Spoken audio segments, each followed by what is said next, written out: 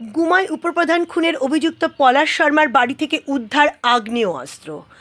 গুমা উপপ্রধান খুনের নয়া মোড়। খুনের ঘটনায় অভিযুক্ত গ্রেপ্তার হওয়া পলাশ শর্মার বাড়ির কাঠের ভুসির মধ্যে উদ্ধার হয় আগ্নেয়াস্ত্র। খুনের জায়গা থেকে 100 মিটারের মধ্যে আগ্নেয়াস্ত্র উদ্ধার।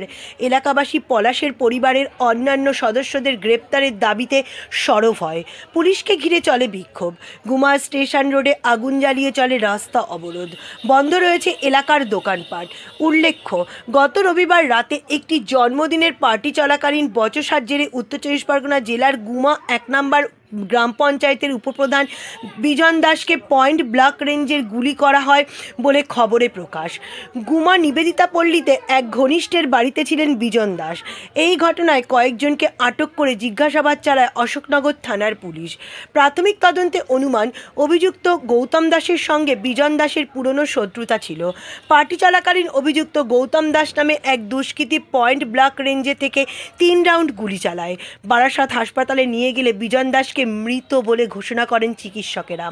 গুমা 1 নম্বর গ্রাম পঞ্চায়েতের প্রধান হওয়া নিয়ে বিজন দাসের সঙ্গে মতবিরোধ হয়েছিল তৃণমূল কংগ্রেস দলের মধ্যে। জেসমিন সাহজিকে পরে প্রধান করা হয়, বিজন দাসকে করা হয় উপপ্রধান।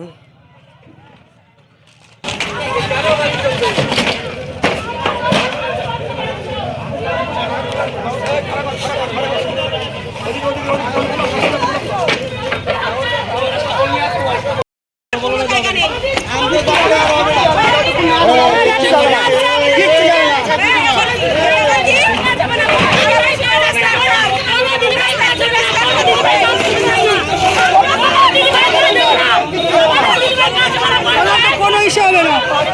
না